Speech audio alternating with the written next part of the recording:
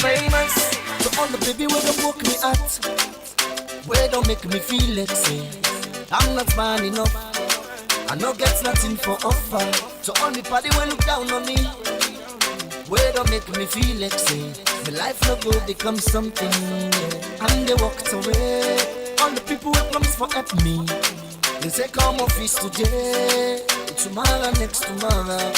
The story not just the same, but I refuse to give up. I kept on hoping, I kept believing. Now everything don't change. Good evening, everybody, and welcome to another episode of your favorite show, the Talk to M show. Thank you for joining us. If you are joining us through the radio, if you're listening on 99.3 FM, or you're joining us on the live stream at Epic Radio, we want to say thank you so much for joining us.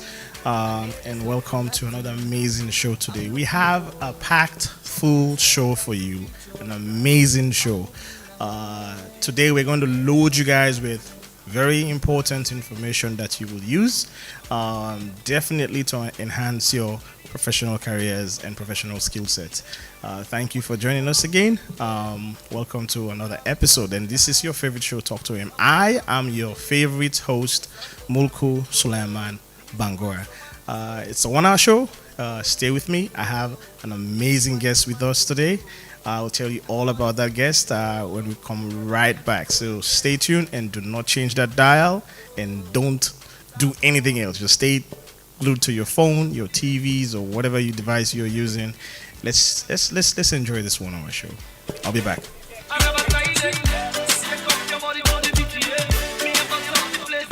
Famous to all the baby where don't woke me at, where don't make me feel like say I'm not man enough.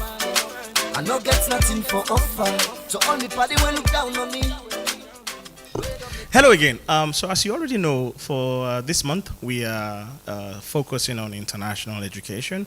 All you need to know about fellowships and scholarships and applying to pursue further studies overseas. And so that's what we've been focusing on. And last week we had two guests, Avril Pratt and Aissatou Mansari, and they took us through their journey, their fellowship journey.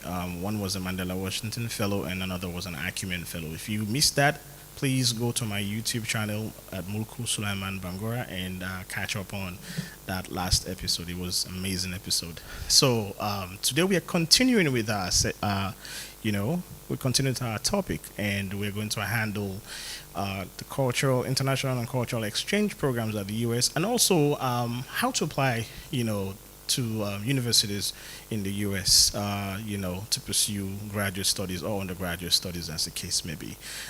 Today with me, I have a special guest, very special guest. She is the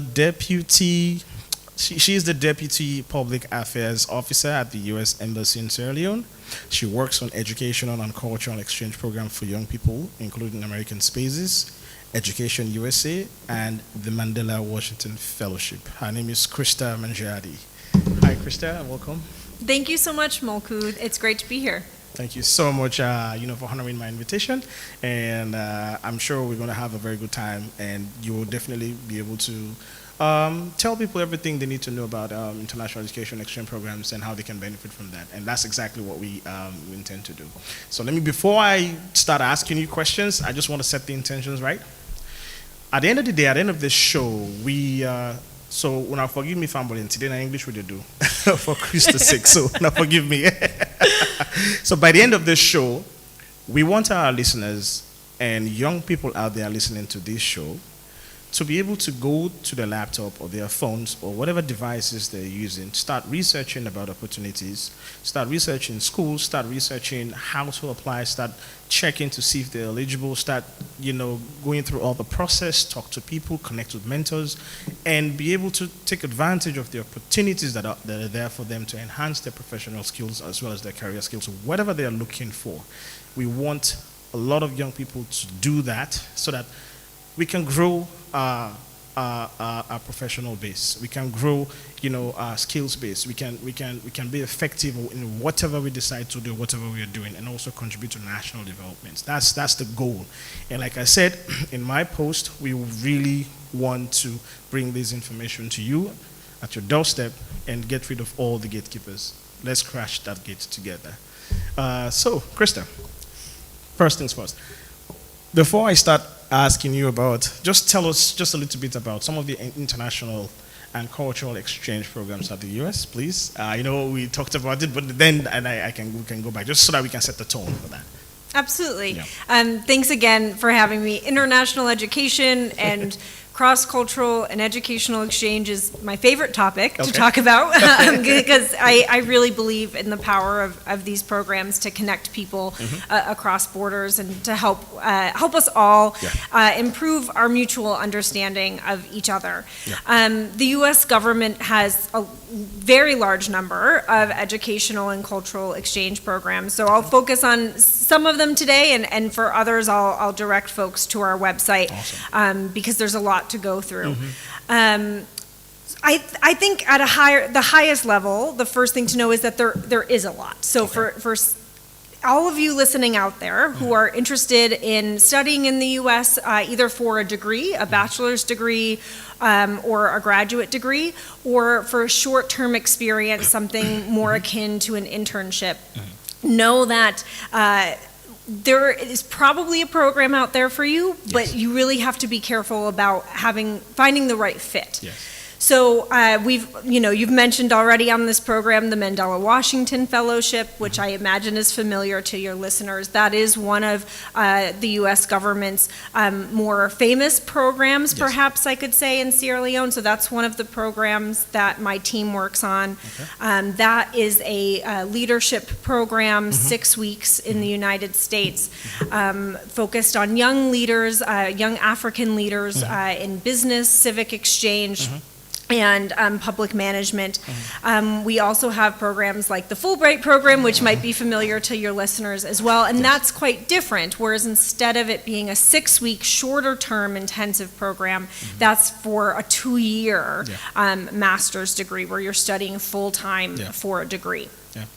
We also have the Education USA program, which is not a program where we, the U.S. government, are sending you or paying for your degree or sending you to the U.S. directly. Okay. But that's the program that we have at the embassy to provide the U.S. government's official source of information about higher education in the United States. So advising for Sierra Leonean students interested in applying for schools in the U.S., helping students understand how to research schools, how funding works. So that's a program where it's really for everyone, for then to support you on your own to then apply for schools. We also don't have to send you to the U.S. to take advantage of educational and cultural exchange. Some of it is happening right here in Sierra Leone. Yeah. We have 8 American spaces throughout the country. American spaces are what we call our kind of community centers. They're often in libraries. Yes. One of our partners is the Sierra Leone Library Board, so we partner with them in Kissy, here in Freetown, in Kenema, Bow. We have partners in spaces in McKinney, for example, at Unimac. And these are spaces where we're doing regular educational and cultural programs. So they're free. Anyone can walk in the door. And you go into the space closest to you, and you don't have to. We hope that some of you will have the chance through our programs to go to the United States, but you also can walk into the space closest to you, and you can start to get a taste of some of these kind of cross-cultural programs. So that's just a few, but I'll note that the full list is on the U.S. Embassy website. If you just Google U.S. Embassy Freetown, people can see the full list. Okay, thank you so much for that. So you spoke about Education US. I think I want us to really expound on that. Because like we started talking before the mic went hot. Like what exactly it is, about, and how Sierra Leoneans can, can apply to universities in the U.S. What are some of the eligibility requirements? What are some of the challenges? What are some of the opportunities as well? How can they go about it? What resources can they tap into for support, for help? And just so that somebody out there sitting at home who thinks that, oh, I'm interested in studying, in one of the universities in the U.S., how do I go about it?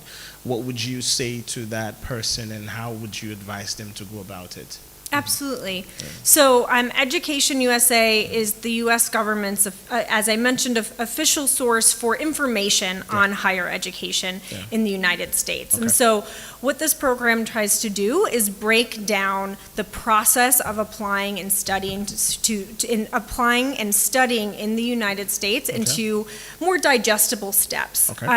I won't hide that the process is complicated. And I don't say that it's complicated to scare any of you out there. I hope that doesn't scare you.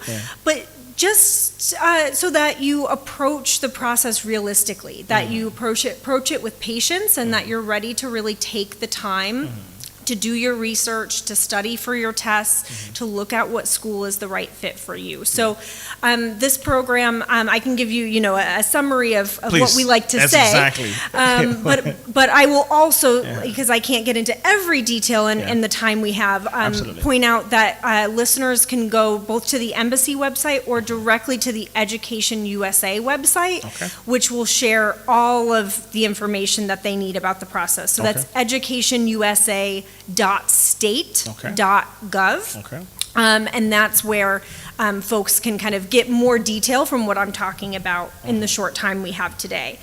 But the main kind of overview of how Education USA describes the process is a 5-step process. So 1 is to research your options. 2 is to finance your study, which is of course a big one. 3 is to complete your application. 4 is to apply for your student visa, and 5 is to prepare for your departure. The one that I think is probably most relevant to begin with is, of course, step 1, to research your options. And what I would like to highlight for listeners out there is that research can take a while. People might not realize that there are several thousand higher education institutions in the United States. I know. It is a lot. And we have different kinds of schools that might not exist in other countries. So a college versus a university, a 2-year school versus a 4-year school. We have historically black colleges and universities, HBCUs. Which, students interested, for example, in African studies might be particularly interested in. Some schools focus on the arts, some on science. And so I think students who are just starting to think about applying to study in the U.S. should do some self-reflecting. What do you want to study? What kind of degree do you want? What kind of environment do you want to live in? You should also actually think about your personal life, not just your academics. Do you want to live in the middle of New York City? Or do you want to live in the middle of farm country? And maybe if you want to study agriculture, you want to be in the middle of the Midwest. Maybe if you want to study fashion design, you want to be in New York City, for example. And do you want to be in a school with many other international students? Or do you want to be in a school with few other international students? So these are all factors that I think students should kind of sit down, reflect on, and then start doing their research. The internet is the easiest place to do that research. I will say our American Spaces also have different books that kind of books of 500 colleges in the U.S. So if people would prefer having some physical book resources, do look on our website and find the closest American space to you, and you can come in and use those resources as well. I agree. You're spot on in that. That's what most people do not think about. one of the core things that I must quickly mention is, for instance, speaking of New York, if you want to go to school in New York, you must understand that living in New York City is extra expensive. Yes. It's going to cost you more, to live there. And it's also extremely cold during the winter. So you have to be prepared, to see if you can, be able to go through all that pain. But also there are, colleges, there are other places in New York that is not as expensive as New York City. You can go to the suburbs, and there are other universities there also you can apply to. But you have to do your research, like you said. I think research is primarily one of the most important things to do. And most young people think that doing research means they have to sit for hours and hours. I agree, you can do that if you can, but you can also talk to people. Yeah. What we are doing now, this is us showing up that we are a resource you can always talk to and reach out to other people that have been there before, and they can share their stories. This is great. We're off on a great start. So you spoke about examinations. What are some of these examinations, and are they primary requirements for international students? And is it that all universities in the U.S. requires these examinations, and what are they? So every school and program might be different. Yeah. So that's why identifying kind of a short list of schools first will be helpful, because you can see what your top programs require. Yeah. Because they won't all be the same. Some of them will require the SAT, for example, and that would be more for an undergraduate degree program. It's been a long time since I've taken it, so I won't probably speak well as to what's on it. But we also have test prep resources and American Spaces if students would like to use those. For graduate school, it might be the GRE, but there could be specialized tests if you are studying a particular kind of degree. So, for example, if you wanted a law degree, that's actually a different kind of test yet again. And often international students will be required to take something like the TOEFL for their English skills. So look up what schools are the best fit for you and see which of those tests are a requirement, and plan early for them. Sometimes students do have to take those tests more than once.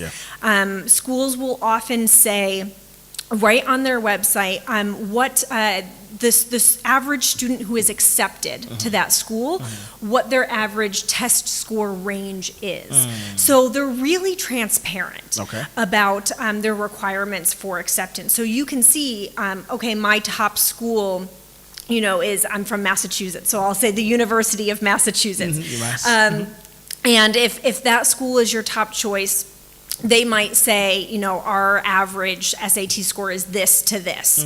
And if you take the test and you're below that, and you still really, really want to go to that school, that might be a sign, that doesn't mean, you have to decide for yourself. It doesn't mean to give up. But that might mean go back, see where your score was weak, study again, take it again, and then apply when you're stronger. But schools are pretty open online about what they're looking for. So you can see where you might be a good fit, or maybe your score is lower in a particular area, and you might be out of range for some of the schools on your list, but then others you might be perfectly in the range for. So that might say, save your time and money applying to the other schools and apply to these schools instead.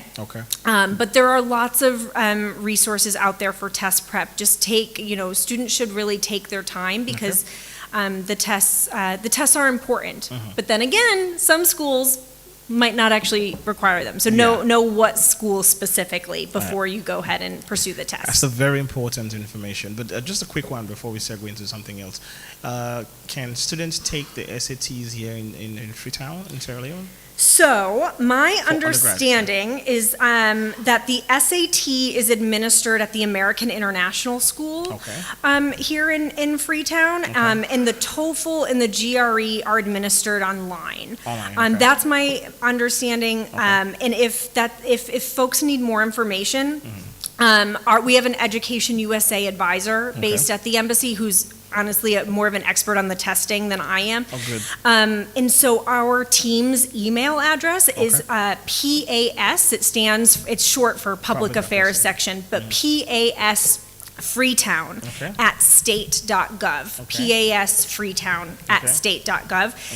And so if folks are having a hard time finding that information, send us an email there, and our Education USA advisor, Abbas, he can get you that information. Good. So, so this is very important. You know, I see a lot of people, young people, that are spending a lot of unnecessary money that should go towards their tuition, you know, just to apply to schools in the US and to go there, for people to apply for them on the promise that, oh, don't worry, you're gonna get it, we're gonna give you that, you're gonna get the admissions, we're gonna get you I-20, we're gonna get you a visa and stuff like that. You can go, and they don't need to spend all that money. You can actually do this by yourself. All you need to do is just do the work, and like you rightly said, this is a resource they can go to. Always send an email if you're in doubt, you know, for the clarity and stuff like that. So this is very important information for students to know. I know this is a topic that it's not your fault. You can't speak to it, but my listeners out there, all of them, they were asking, how about the visa process? How about, you know, the consular? Who handles the visa? If I apply for, you know, a student's visa, what's the possibility for me to get it? What are some of the requirements that I should, have?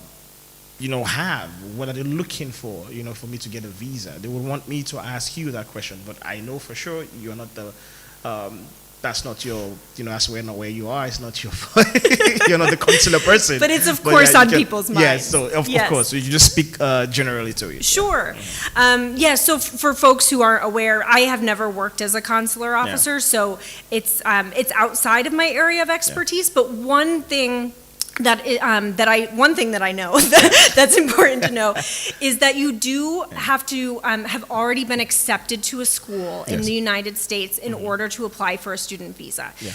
So that's one of the reasons why applying for your visa is not step one. Do your research first, take your test first, do your application, and that's when you then start thinking about your visa. So you don't have to think about it on day one. You need to be accepted to a school first. Otherwise, all of the information is online. So the U.S. Embassy Freetown website, and you go to non-immigrant visas there, and there'll be a section for student visas, and it will lay it out exactly kind of what documents you need, what timeline to expect, and it can tell you, what the average wait time it will be, because you have to plan ahead. So do plan ahead, but all of that information is on the website, and often when you're accepted to a school, there'll be someone at that school who will kind of give you the paperwork from their end that you need, to have prepared for your interview as well. Thank you so much. So we're going to take a quick break, and then we'll come back, and then we'll continue this conversation. Let's take a quick break.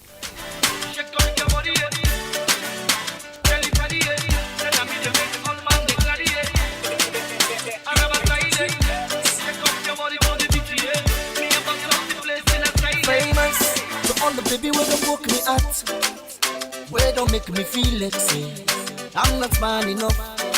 I no get nothing for offer. So all the party when look down on me, where don't make me feel like say my life no good become something. And they walked away.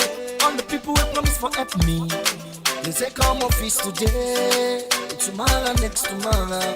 The story not just the same, but I refuse to give up. I kept on hoping, I kept believing. Now everything don't change. Me wanna see me life now. It don't get tired now. Famous standing name now. You know go fit say, you know me now. Anytime I like a flight to Dubai now. Hey, with me baby now. Anything I like I they buy now. Turn down, cause me I let it turn down, and let it run down. I'm looking forward to a brighter future. I'm moving ahead. I never stop for nothing. I'm looking forward to a brighter future. I'm moving ahead. I never stop for nothing.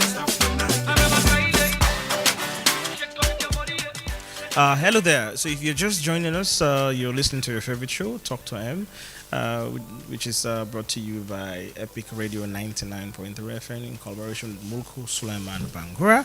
And today we have Krista Mangiardi, who is the Deputy Public Affairs Officer at the U.S. Embassy. So she's here telling us about her work and how the U.S. Embassy is facilitating and enhancing international education here in Sierra Leone, and also how young people can benefit from these opportunities, how young people can apply to universities in the U.S., what they need to, what resources they need to research, tap into, and also for them to write a compelling application and stand a chance to go and study abroad and improve and enhance their skill sets and competencies.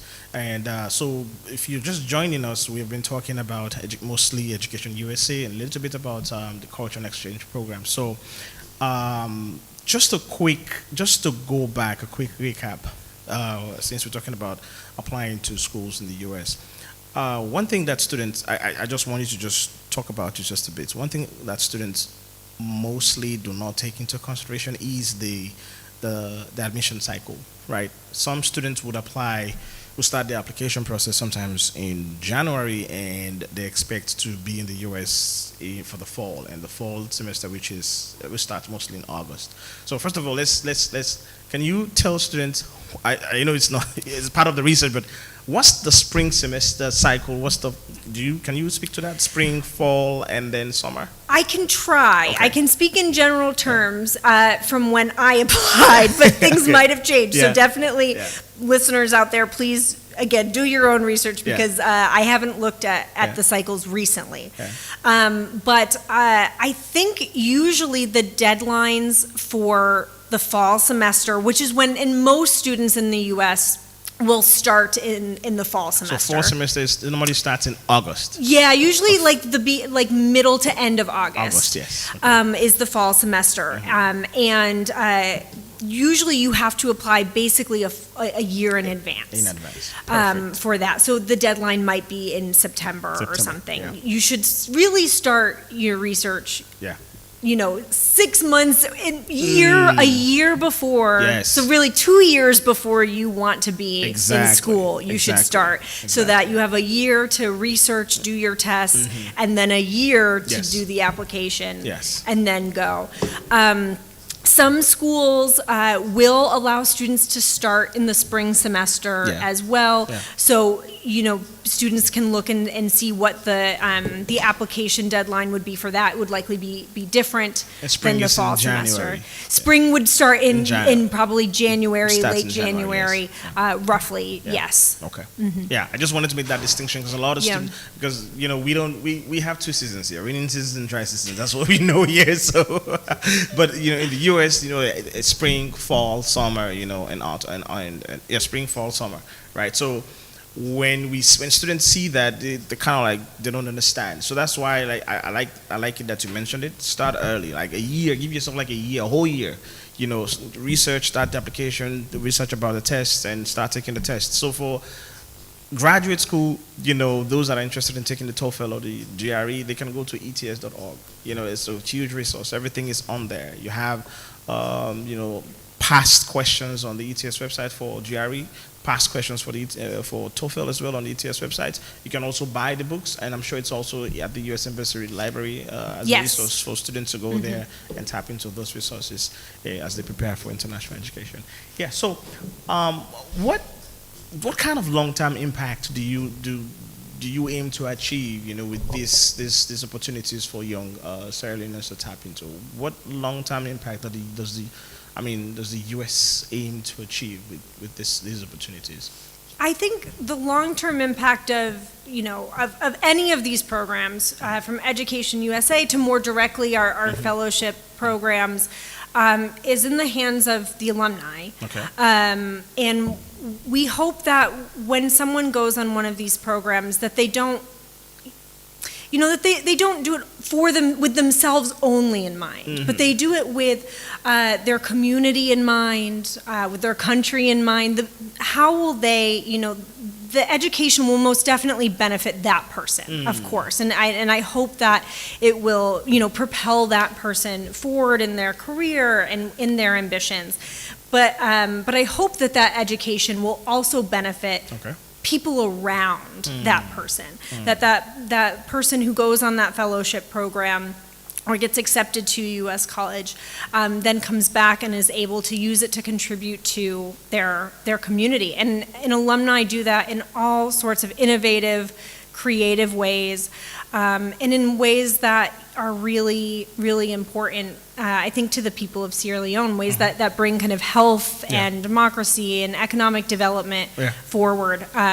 But I think it's really about, investing in one person who can then, by extension, invest in so many more people. Yeah, it makes a lot of sense. So finance, I mean, that's one of the, that's basically the elephant in the room, one of the elephants, actually.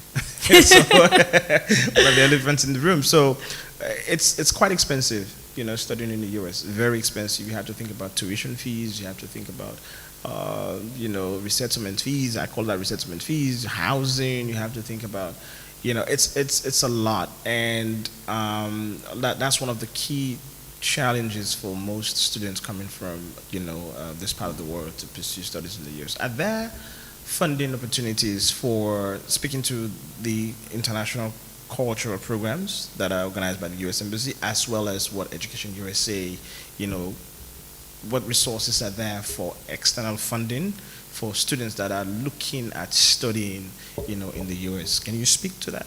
Yeah, and I'll break it into a couple of different buckets. Okay. So Education USA, it will be the first bucket. Okay. And because that's a program where in and of itself it is not a fellowship or scholarship program, but a source of information and advice. Yes. That does not provide kind of from us directly a funding opportunity. What it does provide is information about how funding can work. And it is complicated in addition to being, often very expensive. But if you go on the educationusa.state.gov website, there's an entire section on funding, and it explains, things like fees and tuition, what kinds of schools have scholarships that you can apply for. It lists actually individual scholarships at different schools that that might be a good fit for you. So, we have that information resource. And just like we've said, research so much already, just like with deciding what school to apply for, when it comes to financing your education, it's really about doing that research yet again.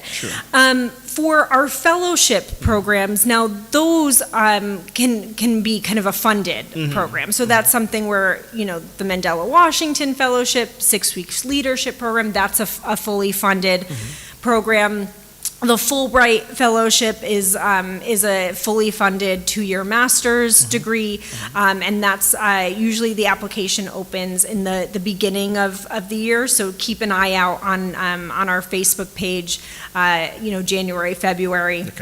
Of 2025 for that. So those kinds of programs, when we're sending you through one of our fellowships, it's funded. And I guess something I think that's important to flag for your listeners is that our fellowship programs, like Mandela Washington Fellowship, one program, actually, Community Solutions Program, I'll flag that. Actually, the application for that opens tomorrow. And we'll be posting it on the U.S. Embassy Facebook page, U.S. Embassy Freetown, Sierra Leone on Facebook. So listeners can take a look. Who can apply? I should have looked up the eligibility requirements before I came on, but and I forgot to, so I apologize. But it'll all be directly on our Facebook page. It should be up there, I think, tomorrow.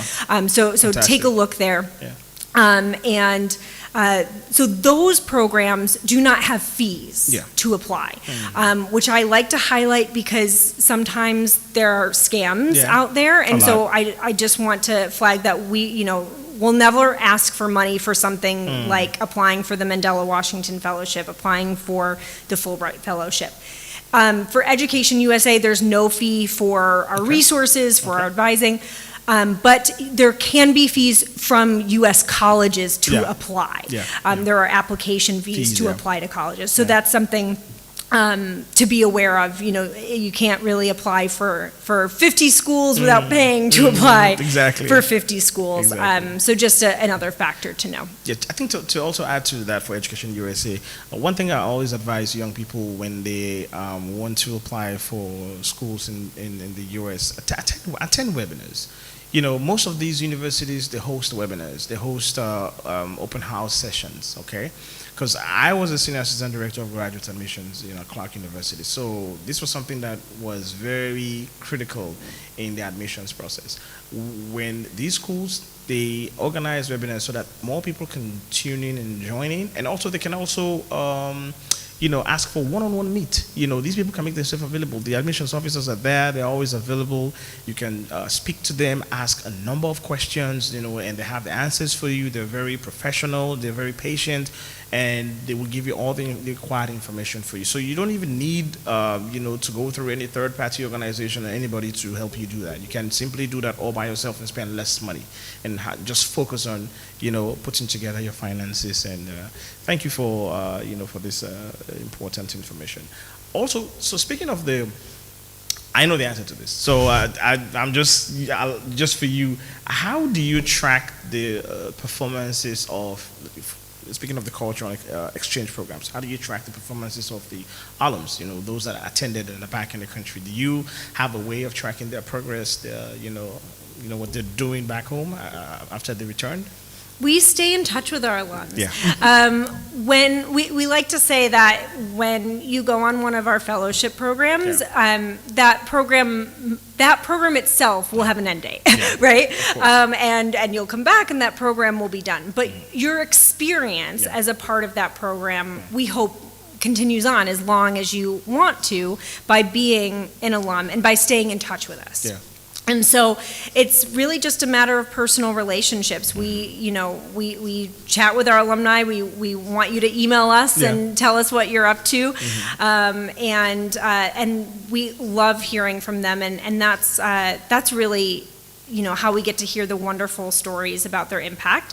There is also an alumni association, the U.S. Sierra Leone Alumni Association. So Absolutely. when someone goes on one of our programs, and when they come back, they can join the association and become a part of a network and community of all kinds of alums, including people. It could be a Fulbright alum who's in mid-career, and it could be a secondary school student who just came back from one of our younger programs, and they could be connected together, and they could mentor each other. And so that association is also a great resource. If there are any alumni out there listening who are not actually aware of the association, we would love to connect them with the association. So feel free to give us an email at pasfreetown@state.gov if you're an alumni and who's not aware of the Alumni Association here in Sierra Leone, and we'll connect you. Yeah, I can testify to that. I mean, over the years, the alumni has really evolved into a very active association, hosting a number of highly trained professionals, and with a vast range of resources and experiences, and they have been doing amazing work here individually as well as a group. So matter of fact, next year the alumni is planning on hosting an exhibition, where alums that are actually doing the work here in Sierra Leone can go there and exhibit what they're doing, and it's open invites for the public to come and just see. And also for young people that are interested in tapping into the resources, tapping into people that have gone for these fellowships and scholarships, alums. This is an opportunity for you to meet these people, connect with them, and ask for mentorship opportunities. And they have the information they can give for free. I mean, nobody's going to charge you anything for anything. So, you can always tap into these people, and they will help you, with the required information. So I can testify that it's very active. And then, So I just wanted to state that. Quick question. Does all the programs require someone to be literate? When speaking about the exchange programs and the cultural programs, does all the program require somebody to be able to read and write, or there are programs that normally anybody can apply to? So for our educational and cultural exchange programs, you do usually have to have strong English reading, writing, and speaking skills. And in fact, I would say that no matter what field of study you want to focus on, communication skills are probably the most important to be successful in our applications. And if you've applied before and you haven't gotten accepted, that's actually what I would advise people to improve, is their reading, writing, and their strong English spoken communication skills, because even if you want to study math and, you're not much of a writer, being able to tell us your story in both written form and in spoken form is crucial to us being able to understand who you are. And it is also an important part of being able to be successful and to get the benefits out of these programs. Our American Spaces programs here in Sierra Leone, there are probably programs that those would be programs where if someone doesn't kind of have the confidence in their writing skills to apply for one of our formal exchange programs, there are probably programs that they could attend and kind of still learn from in our American Spaces, though. Okay, thank you so much. If you're just joining in, we're talking about international education. We have Krista with us. She's helping us demystifying all the myth about international education and studying abroad, studying in the US, applying to universities, and everything you need to know. You can join us. You can send us a text message, or you can call us on 079-994-993. Again, you can text us on 079-994-993 if you have a question, if you have a concern, or if you just want to share your experience with us. Please feel free. The phone lines are now open. We're going for a quick break, and then we'll be back shortly.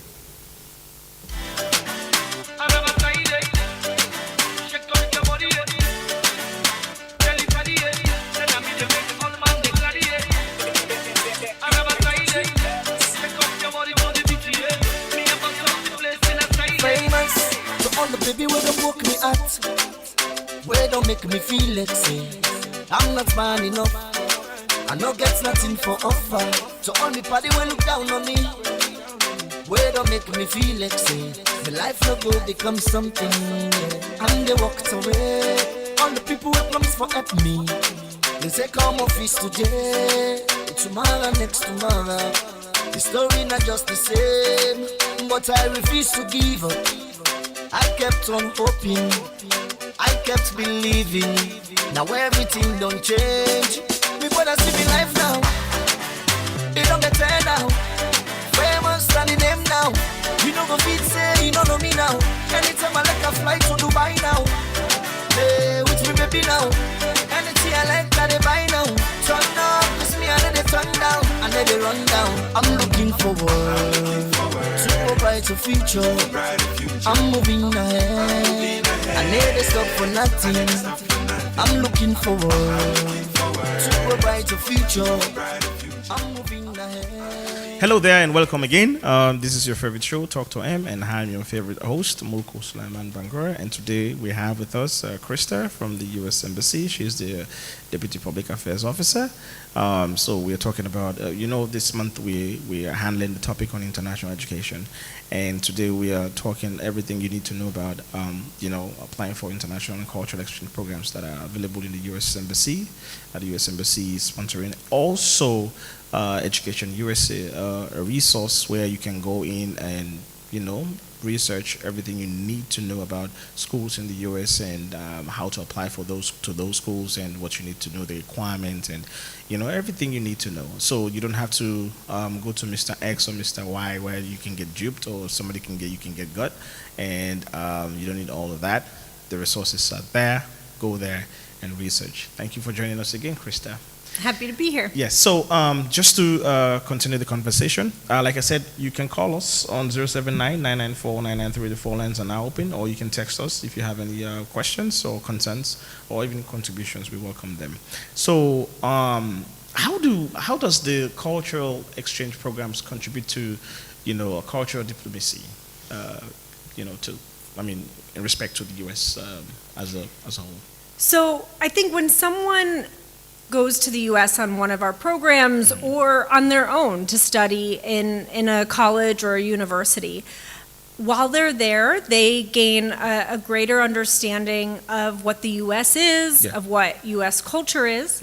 And at the same time, those American students in the classroom with a Salon student are also gaining an understanding about Sierra Leone. Yes. And so we're really both learning about each other. And I think in today's connected world, that's not just something that's nice to have, that's something that's crucial to have.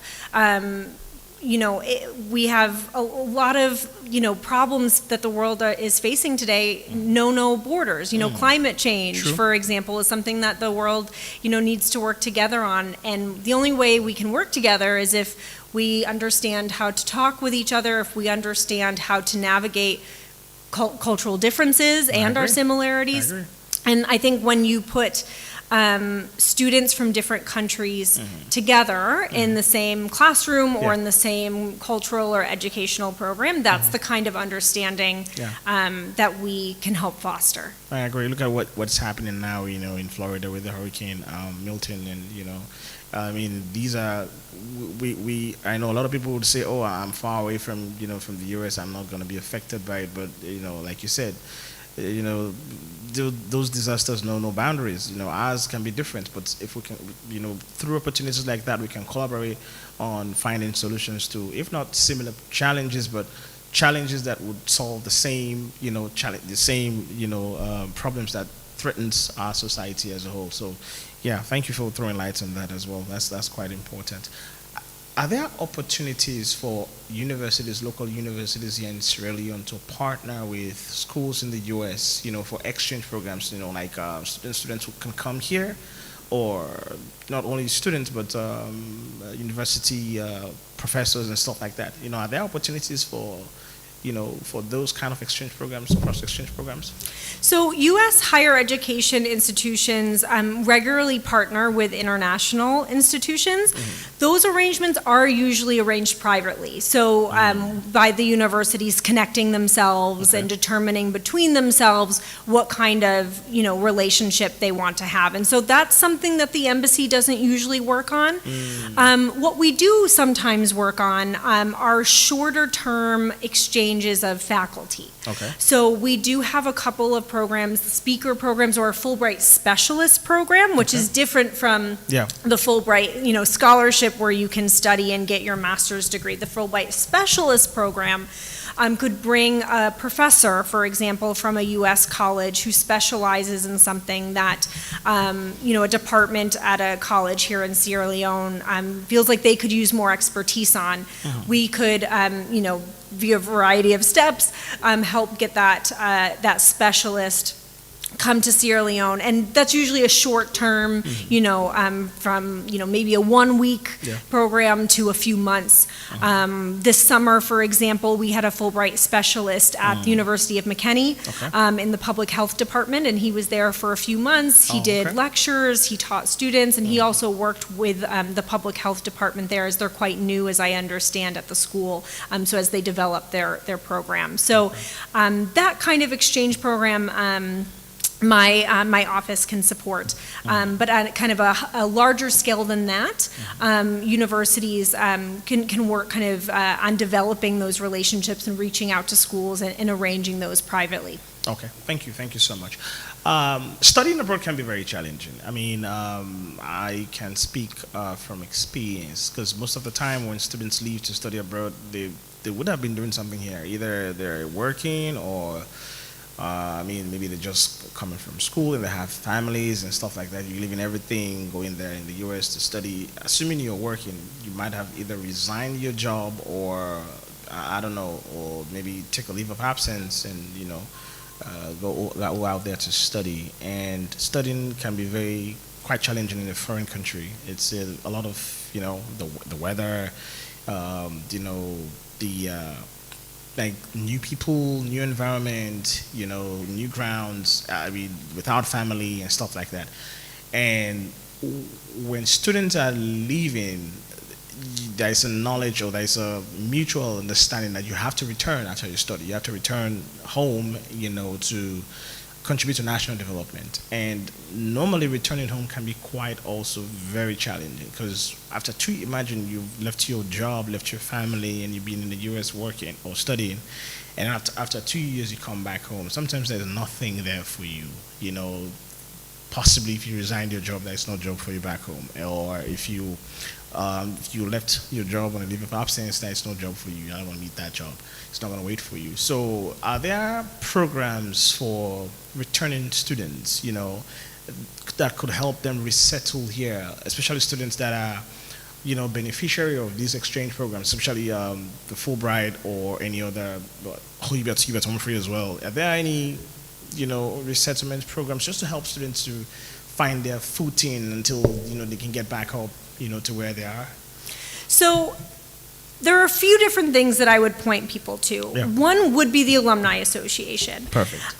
When you come back, you have that whole community of people who have been through it before you. Yeah.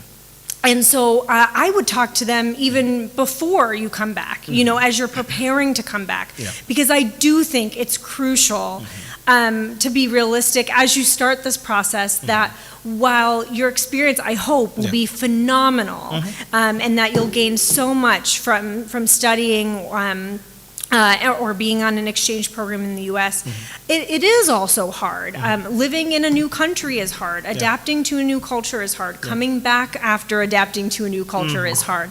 And it's important to prepare yourself for that. And so I would say if you're preparing to go, by talking with people who have been through it before you, so that you can try to plan ahead and be realistic about the adaptation process, that would help. And when you come back, gaining mentorship through others who have been through similar programs, who can help make, potentially job connections, or, give you advice about ideas you have.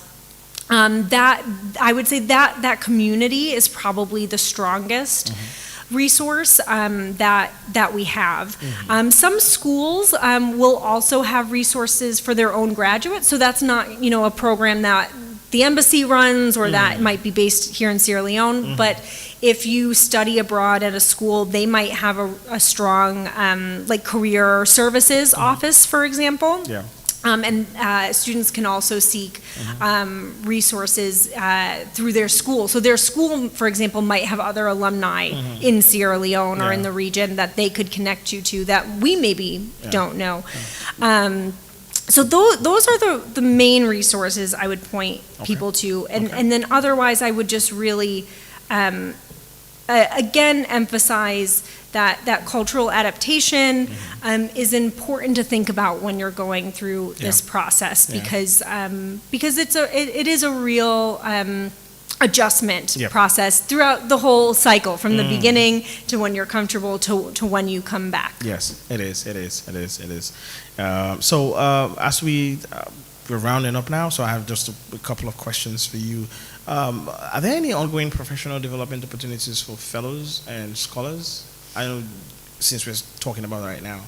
Yeah, so fellows, those who those who are alumni of U.S. exchange programs have different opportunities after they come back.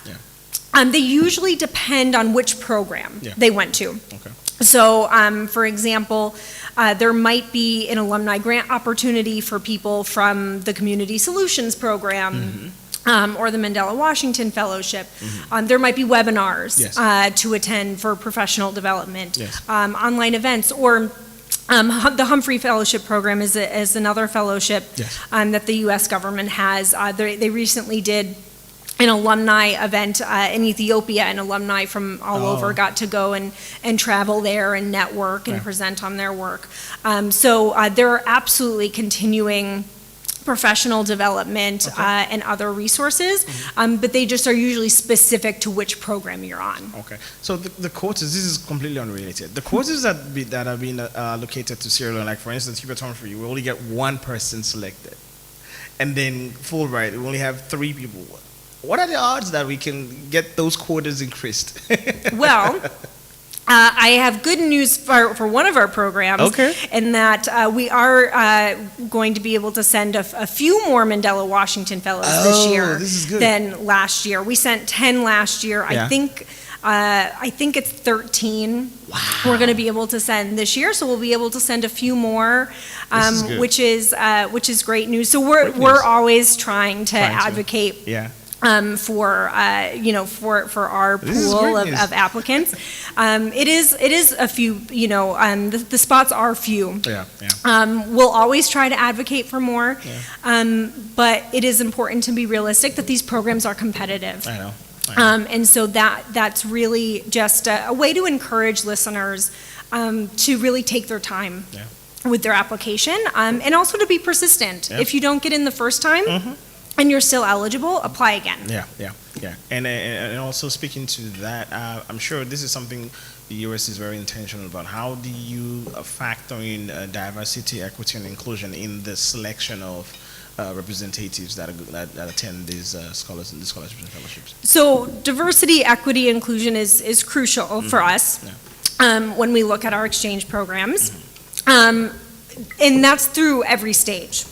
So all of our applications are merit-based, and we don't want every fellow to be the same person. That would be really boring.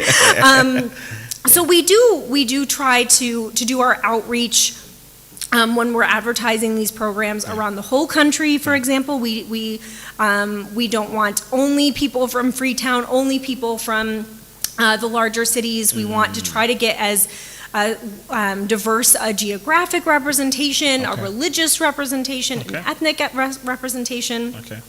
So, if you are out there listening and you feel like you haven't seen a fellow who is like you yet, then maybe that's because you haven't applied yet. And so please apply. Something that I also want folks to be aware of is that people with disabilities absolutely should apply to our programs. Our programs can provide disability accommodations. So for the Mandela Washington Fellowship, for example, if someone is deaf or hard of hearing, they actually can go slightly early and go to Gaudet University in Washington, D.C., which is the premier university in the United States for deaf studies, and you can actually get training in American Sign Language to help you then be able to participate fully in the program in the U.S. So those accommodations are accessible. So it's important, and I hope that our programs, not just in the application stage, but also when people are there in the U.S. and when they return, that's reflected. Again, I'll just emphasize, if you're out there and you think you don't look like, exactly the kind of person who has been successful before, as long as you meet the eligibility requirements. And that is important. Do read the eligibility requirements. That's most important. For any of our programs, do apply. There you have it. So, any final words, before we end this? This has been a wonderful time. I mean, we have talked about a lot, and this is a lot of information young people out there can tap into and leverage on, and definitely take advantage of these opportunities, to enhance their skill sets as well. So any final words, any parting words for our listeners out there? Sure. One, I hope that our listeners are interested in these programs. I know that one of the messages that might have come across today is that they're complex and that people need to be patient. But please don't let that scare you off. Do your research. Be clear about your goals, what you want to get out of these programs, because if you're clear, that'll come across best in your application. And I'll emphasize from our last question. Do read the eligibility requirements, because we do end up disqualifying people every cycle who just. They're too old or they're too young, or so make sure you read the eligibility requirements. And at the end of the day, international education, I think, benefits all of us. And so I hope, if you're interested, that you pursue it. Thank you so much, Krista. There you have it. thank you so much for taking us down this path and pouring so much information out and giving us what we really need, what we can use, what young people can use to elevate themselves. Well, so there you have it for my show today. As promised, we promised to, just crash this gate. Give you enough information to use, arm yourself with enough information that you might require to build yourself. If you're interested in culture and exchange programs, there you have it. So much information. If you go into the website, you go to the U.S. Embassy website, go to their Facebook page as well. Follow their Facebook page for updates. The Community Solutions Programs is opening tomorrow. If you're interested, look at the eligibility criteria and apply. You never know. It's a fair process. It's entirely merit-based. The people that are reviewing these applications, they don't even know you. They don't know. They haven't met you before. They're reviewing what you are, who you are, what you are, and your accomplishment and what you've done in the community or wherever you find yourself. Try and apply and take advantage of these opportunities. Trust me, you won't regret it. If you are not interested in the cultural exchange programs that are, offered by the U.S. Embassy, or for one reason or the other you are not eligible, you can go to Education USA and look at the site, research the information, the resources that are there. Look at universities in the U.S. that are offering. You have universities that are offering fully funded scholarships. Some are offering, partly funded scholarships. For instance, University of Notre Dame.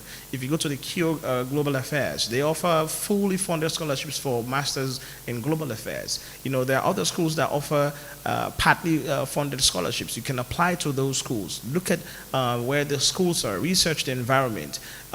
Read. Ask people. Talk to people. Look for a mentor. Look for somebody that have been there, that have studied there, so you can get all the information. Get ready financially. Be prepared for the visa applications. These are all, and they take time. So if you really want to start that journey, start early. Do not start that journey 3 months down the road and say, I want to go next year. No, start early. Give yourself enough time to take the examinations. If you're trying to pursue an undergraduate studies, be sure to take the SATs, because most schools, they look for the SATs, not WASC. WASC is just for West Africa. If you want to go study in the US, make sure to take the SATs. Most schools require you to take the SAT test. And you can get that, you can go to the American school, right? And then for more information on that one there. And also, if you're a graduate student and you want to pursue graduate school, some schools and most schools, they ask for GRE based on the programs you're applying for. They ask for GRE, they ask for GMAT or TOEFL. You can take all those examinations on the ETS website, ets.org. Go there, research, and begin early. And it's not impossible. Please take advantage of these opportunities, and you would be glad you did. Thank you so much for joining me today again, and it's been a wonderful ride. Thank you for this journey. Join in next week. We have an amazing guest for you next week. Next week, we're going to bring recipients of scholarships. They're going to share with us their experience, how they started, how they applied, and their experiences studying abroad, and after they have been back, what impacts, how they are impacting their communities and how they are helping other young people and mentoring other young people to go in there, to pursue higher education overseas. Thank you so much for joining us, and join us next week, 8 p.m. on Tuesday, for your favorite show, Talk to M. I have been your host, Mulku Sulaiman Bangura. See you later.